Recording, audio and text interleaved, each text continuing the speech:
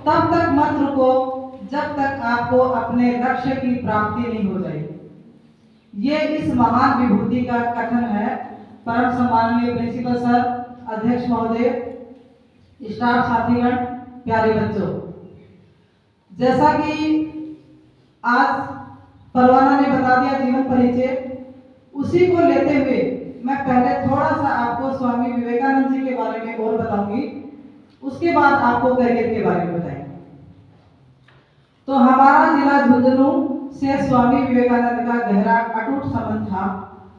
खेतड़ी के महाराजा कौन थे? अजीत सिंह। उनसे वो पहली बार मिले थे माउंट आबू में, क्योंकि उस समय गर्मियों का समय था और खेतड़ी के महाराजा माउंट आबू में अपना निवास रखा करते थे गर्मियों के समय में। तो पहली बार 1891 में स्वामी जी उनसे मिले। तो खेतड़ी के महाराजा स्वामी जी से इतने प्रभावित हुए उनके विचारों से, उनके सिद्धांतों से, उनके आदर्शों से, कि उन्होंने स्वामी विवेकानंद को अपना गुरु बना लिया, यानी खुद उनके शिष्य बन गए। फिर महाराजा ने स्वामी जी को निमंत्रण दिया कि आप खेतड़ी आए, तो खेतड़ी आए और यहाँ पे रहे।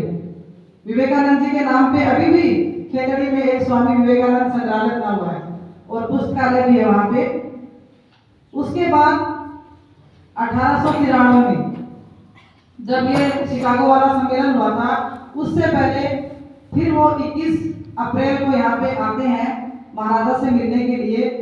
तो एक विशेष घटना उस बात की जुड़ी हुई है कि जो इनको ये भगवा वस्त्र और ये जो साफा पहनाया गया है, ये खेतड़ी के महाराजा ने ही उनको पहनाया था और उन्हीं ने इनको स्वामी विवेकानंद नाम दिया था, क्योंकि इनका नाम पहले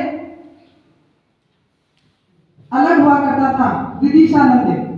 तो उन्होंने महाराजा ने कहा कि ये नाम मुझे अलग सा लगता है, थोड़ा कठिन लगता है, तो मुझे उच्चारण करने में थोड़ी समस्या होती है, तो क्यों ना आप अपना नाम स्वामी विवेकानंद रख लें। तभी से इन्होंने स्वामी विवेकानंद नाम को अपना लिया। और यहाँ पे एक घटना और जुड़ी है कि गर्मी का समय था उस समय भी, 21 अप्रैल से 10 मई तक स्वामी जी यहाँ रुके थे खेतड़ी जी के महाराजा के पास। तो उन्होंने इस मौसम को अपने अनुकूल नहीं माना, क्योंकि वो कलकत्ता में जन्मे थे और वहां का मौसम और यहाँ के मौसम में थोड़ा अंतर है। तो खेतड़ी के महाराजा ने लू से बचने के लिए उनको ये साफा पहनाया था, ठीक है। तो उसी साफे को और इस भगवा लोगे को धारण करके वो शिकागो धर्म सम्मेलन को संबोधित करने के लिए भारत के प्रतिनिधि के रूप में गए थे और शिकागो धर्म सम्मेलन में वो गए थे। उसका भी पूरा खर्चा खेतड़ी के महाराजा अजीत सिंह ने वहन किया था। उनको प्रथम श्रेणी का टिकट दिलवाया था और मुंबई के रास्ते से, जहाज के रास्ते उनको शिकागो भेजा था। 63 दिन में वो जहाज से वहां पहुंचे थे। उसके बाद 1897 में वो फिर खेतड़ी आए थे महाराजा से मिलने के लिए और अच्छा अटूट संबंध था उनका। स्वामी जी ने खुद ये स्वीकार किया है कि अगर महाराजा अजीत सिंह से मेरी मुलाकात नहीं होती तो शायद मैं इस मुकाम पे नहीं पहुंच पाता, क्योंकि पूरा अमेरिका को में पहुंचाने का जो पूरा खर्चा था, पूरी जो स्कीम थी, वो खेतड़ी के महाराजा अजीत सिंह की थी। तो ये तो छोटी सी इनके जीवन से जुड़ी हुई कहानी थी। इसके अलावा हम इनके जन्मदिन को कैरियर दिवस के रूप में या कैरियर डे के रूप में, युवा दिवस के रूप में मनाते हैं। उसका मुख्य कारण है कि इनका दर्शन, इनके विचार ये आध्यात्मिक प्रवृत्ति के थे, इनकी एकाग्रचित्तता, यानी जो गुण एक युवा पीढ़ी में, एक विद्यार्थी में होने चाहिए, वो सारे गुण इनके अंदर थे। अब इसके अलावा मैं आपको ये बताना चाहूंगी थोड़ा सा कि 12वीं क्लास के बाद में हमारे करियर में क्या क्या संभावनाएं हैं।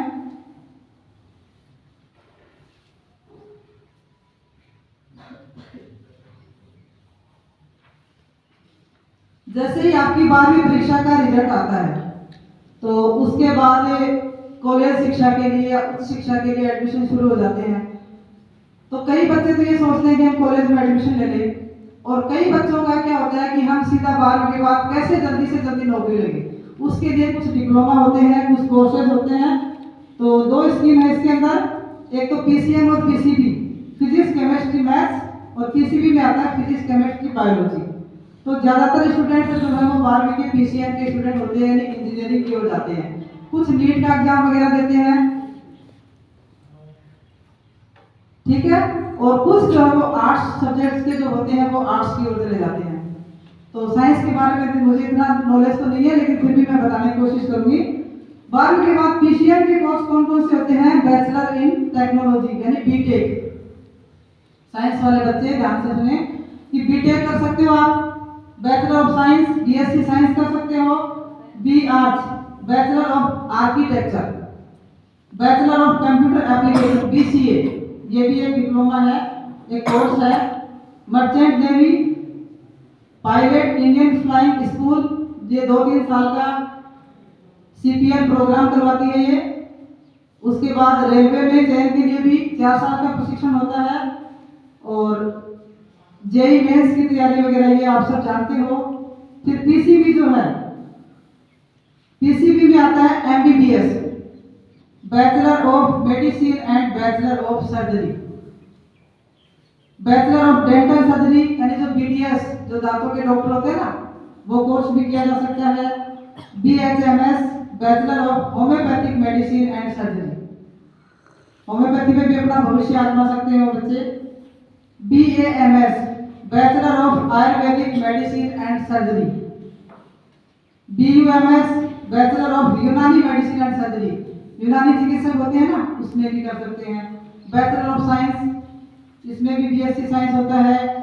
BSc in agriculture, B pharma, biotechnology, bachelor of physiotherapy, physiotherapy भी आजकल अच्छा चल रहा है, कोर्स किया जा सकता है, इसमें भी अपना अच्छा भविष्य है, ब्राइट फ्यूचर है।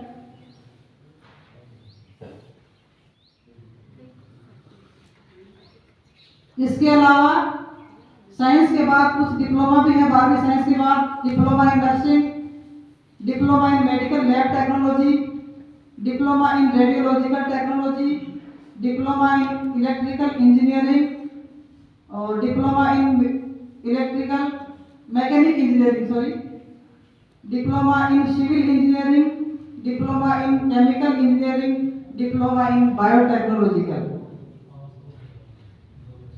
और भी इसके अलावा आर्ट्स की अगर बात करें तो ऑफिसर लाइन में आप जा सकते हो, टीचिंग में जा सकते हो, और एग्रीकल्चर साइंस का मैंने बता दिया। तो ये आपका करियर संभावना है, लेकिन मुख्य ये है कि आपको अपने लक्ष्य पे फोकस करना है। स्वामी विवेकानंद ने एक बात कही थी कि जिस काम को आप करते हो उसी का उस समय केवल उसी काम में ध्यान रखो, तभी आपको लक्ष्य की प्राप्ति होगी। Thank you.